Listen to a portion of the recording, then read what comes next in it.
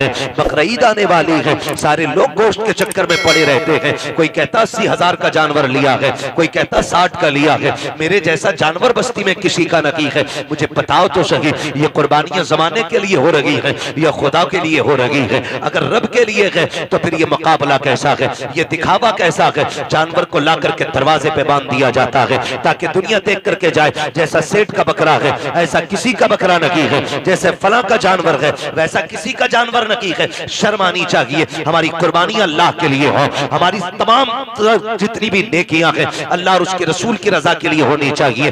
कुर्बानी क्या है? क्या सिर्फ गोश्त के लिए कुर्बानी की जाती है या सिर्फ गर्दनें काटी जाती है? गौर करो प्यारे, पूरी कुर्बानी ये किसी रिश्ते की याद दिलाती है। इतनी आसानी से सिर्फ कुर्बानी कह के नहीं गुजरा जा सकता है। आप देखो तो सही तारीख का ये बाप पलटो, लोग हज करने के लिए जाते हैं, सफा मरवा की सही ये माँ बाप की और औलाद के रिश्ते की याद दहानी है। आप देखें जमजम आप पिएंगे तब भी तुम्हें माँ और बेटे का रिश्ता दिखाई देगा। आप जाएंगे जब शैतान को कंकर मारेंगे वहां भी तुम्हें बाप बेटे का रिश्ता दिखाई देगा। जब गर्दन पे छुरी चलाते हो जानवर की, गौर से देखना वहां भी बेटे का बाप का रिश्ता नजर आएगा।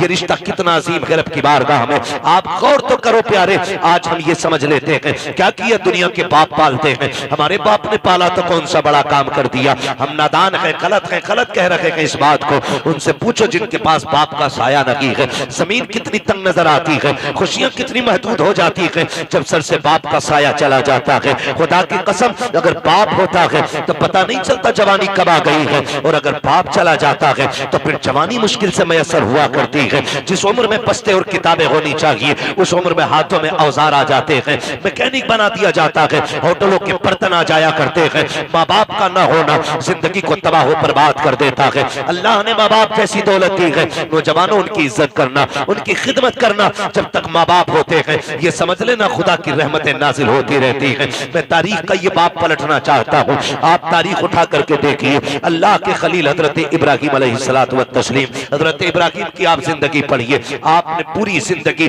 रब की बारगाह में इम्तिहानात पेश किए, क्यों ना करते? क्योंकि खलील है, अल्लाह के दोस्त हैं, कुर्बानियां पेश कर रहे हैं, इम्तिहानात की मनाजिल से गुजरते जा रहे हैं। आज जानवर कुर्बान करने की बात आती है। अभी बात बताई थी, जैसा कि कहा गया था, अभी मुफ्ती साहब ने बताया था कि जब कुर्बानी की बात आती है लोग बहाना कर देते हैं, कर्जा है नहीं कर सकते, पता नहीं है चटनी नहीं चल रही है, रोटी नहीं चल रही है। और अगर कोई बेचने लग जाए अभी 1 लाख का मोबाइल खरीद लेगा, 70,000 का मोबाइल खरीद लेगा, लेकिन कुर्बानी के लिए 3500 रुपए देते हुए कलेजे फट जाया करते हैं। तुम्हें सोचना चाहिए कुर्बानी अल्लाह की बारगाह में बहुत बड़ी इबादत है। फरमाया गया कुर्बानी के दिनों में कुर्बानी से बड़ी कोई इबादत नहीं है। अगर कुर्बानी की जगह पे आप एक सोने का ढेर भी अल्लाह की राह में खर्च कर दो तब भी अल्लाह उतना राजी नहीं होता है जितना तुम्हारी कुर्बानी से अल्लाह राजी हुआ करता है। इसमें बहाने ना बनाया करें, इसमें आप हीले तलाश करके ना निकला करें। तारीख का ये बाप पलटिए, शुक्र अदा करें अल्लाह ने जानवर की कुर्बानी मांगी है। अगर बेटे की कुर्बानी मांग लेता तो अल्लाह ने अपने खलील से बेटे की कुर्बानी मांगी, हमसे मांग लेता तो बकरा देने तैयार नहीं है। बेटे के मामले में फिर क्या होता? वो करीम है, उसने इब्राहिम खलीलुल्लाह की सुन्नत को जिंदा करने के लिए हमसे जानवर की कुर्बानी मांगी, जानवर की कुर्बानी जिंदा मांगी, जानवर की कुर्बानी मांगी है। और आप इस बात पे भी गौर करें, इस बात पे भी गौर करें, अगर आप मुसलमान हैं तो आपको आजमाया जाएगा। कहते यार मुसलमान है और हम पे मुसीबतें आ रही हैं। हाँ हाँ, आप मुसलमान हैं तो आप ही को आजमाया जाएगा। वो कहा था किसी ने शहादत गए उल्फत में कदम रखना है। लोग आसान समझते हैं मुसलमान होना, जब आपने कहा है ना ला इलाहा इल्लल्लाह तो फिर अब इम्तिहान से भी गुजरना पड़ेगा, आपको इम्तिहान देना पड़ेगा।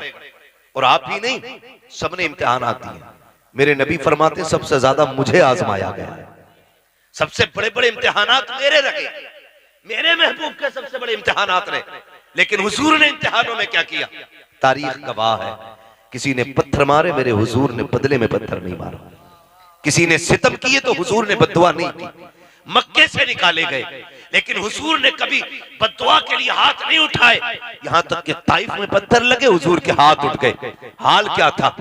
जूतियां खून से भरी हैं, बदन कपड़े खून से शराबोर है, चेहरे से खून बह रहा है, लेकिन हाथ उठे तो यही कहा था मालिक इन्हें अजाब ना देना, इन्हें बख्श दे, मालिक इन्हीं की नस्ल से दीन के अलम बरदार पैदा फरमा दे।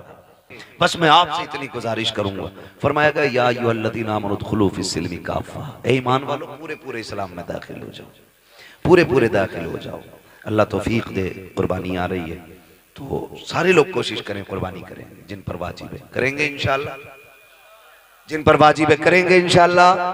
उम्मीद है जितने नौजवान बैठे हैं, जो भी साहिब निसाब होंगे इंशाअल्लाह वो कुर्बानी जरूर करेंगे। हाँ, अल्लाह ताला हमें अपनी सच्ची मोहब्बत अता फरमाए। और थोड़ा सा ख्याल करें, एक पैगाम आखिर में चलते चलते मैं ये भी दे दूं, मेरे भाई कोशिश ये करनी है, कुर्बानी अक्सर और बेशतर हम लोगों के यहाँ होती है। होता क्या है कि हम अक्सर उनके घर गोश्त भेजते हैं जिनके घर से हमारे घर गोश्त आता है ना? उनके घर गोश्त भेजते हैं ज्यादातर जिनके घर से हमारे घर आता है, यानी जिनके घर से हमारे घर गोश्त नहीं आता उनके घर हम गोश्त नहीं भेजते। और बात बताऊं अगली, बुरा ना मानिएगा, मैंने पहले ही कहा था, वही कहता हूं जो दिल पर गुजरती है। अगर किसी बंदे ने एक बड़े का कुर्बानी की और एक बकरे की कुर्बानी की, तो कमजोर लोगों में बड़े की बोटियां भेजी जाती हैं और बड़े लोगों में छोटे की बोटी भेजी जाती है। यही होता है ना? हाँ, कहेंगे भी नहीं हाँ, क्योंकि शर्म आती है। मैं तो ये नहीं कह रहा कि आप करते हैं, लेकिन होता है कुछ जगह पे ऐसा। मैं आपसे ये कहूंगा यार, ओ भाई अल्लाह तौफीक दे। तो पहली बात तो ये कि 4-4 बोटी बांटने का रिवाज है, 8-8 बोटी बांट रहे हैं, कम से कम इतनी तो दो जो कम से कम एक वक्त का खाना हो जाए किसी के घर का। कुछ जगहों पर मसला यह है कि बकरीद के गोश्त से मुहर्रम का हलीम बनाते हैं। ये कंडीशन हमारी कौम की है। कुर्बानी के बाद ऐसा फ्रिज में पैक करते हैं कि मुहर्रम की 9 तारीख को ही निकलता। बड़े सनीचर लोग हैं भाई, डॉक्टर से पूछो तो गोश्त जितना बासी होता जाएगा ना, उतनी बीमारियां उसमें बढ़ती चली जाती हैं, और दही जितना बासी होता जाएगा उतना मुफीद होता जाता है। कई बार तो खा खा के लोग बीमार हो जाते हैं। मैं तो कहता हूं कुर्बानी की बरकत है, वरना लोग मर जाएंगे इसे खा के। कितना वक्त रह जाता है कुर्बानी से मुहर्रम तक का? 1 महीना ना, 30 दिन कुछ थोड़ा थोड़ा निकाल के खाते रहते। अल्लाह पे भरोसा रखो यार, जो आज दे रहा है वही आपको कल भी देगा। बोलो देगा क्या नहीं? अच्छा, आपने देखा होगा कि ये जो परिंदे उड़ते हैं रोज सुबह सुबह, शाम को जब आते हैं कुछ बचा के लाते हैं या खाली खा के आ जाते हैं? क्या करके आते? बोल सकते हैं तो बोले सर, अल्लाह ने ज़बान दी है तो। खा के आ जाते हैं ना, रख के तो नहीं लाते। अगले दिन फिर उड़ते हैं, फिर खा के आते हैं। और ताज्जुब की बात यह है कि भूखे जाते हैं और पेट भर के वापस आते हैं। इनका कोई खेत है, बिजनेस, मंडी? अच्छा, इतनी तपिश, इतनी गर्मी है अभी कि हर जगह पानी भी मैसर नहीं है। आदमी को 24 घंटे पानी ना मिले पागल हो जाए। जंगलों में पानी नहीं, लेकिन परिंदे फिर भी जिंदा हैं। फिर वो जिंदा कैसे? पानी कौन देता है? अल्लाह देता है ना।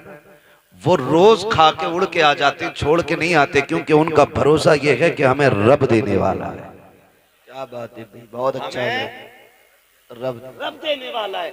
जानवरों का भरोसा अल्लाह पर है, इंसान 1 महीने के लिए रख के पड़ा। ये तो कुर्बानी का है, लोगों ने जन्नत का उठा के रखना शुरू कर दिया था, तो अल्लाह ने वो बंद कर दिया था। आपको अल्लाह ने अगर दिया है तो फ्रिज में ना भर।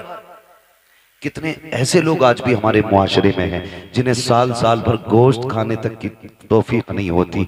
वजह इतनी ये है कि कंजूस नहीं है, कमजोर लोग हैं, मजदूर लोग हैं, महंगाई ने कमर तोड़ दी है। किसी के आगे बेटियां जवान हैं, किसी के घर में बेटे परेशान है, किसी को बीमारी ने घेर रखा है, कोई मुसीबत में है, कोई आजमाइशों में है, कोई बीमारियों में है। इस वजह से कितने लोग गोश्त नहीं खा पाते हैं। अल्लाह ने तुझे तौफीक दी है। और यार, अगर तूने बकरे की कुर्बानी की है, अमीर तो 8वें दिन 10वें दिन बकरा बकरा खा ही लेता है, कभी उस गरीब के घर भी बकरे का गोश्त भेज दिया करो जिसके बच्चे बाप से कहते हैं बकरे का गोश्त हमने नहीं खाया है, कभी हमको भी बकरे का गोश्त खिलाया जाए। कई बार मजदूर गरीब मंडी गया है, कई बार दुकान जाकर के लौट आया है, कहा बेटे गया तो था 700-800 का रेट था, इतनी तो तेरे बाप की मजदूरी भी नहीं है, जितने का गोश्त था ये सोच करके बाप लौट आता है। तुम्हें रब ने अगर तौफीक दी है, अगर तुमने छोटे की कुर्बानी की है अल्लाह की रजा के लिए, कभी उन गरीबों के घर दे दो जिनके यहाँ कभी गोश्त नहीं गया है। खुदा की कसम खा के कहता हूँ, तूने 4 बोटी अगर अमीर के लिए दी है, चर्चों के लिए दी है,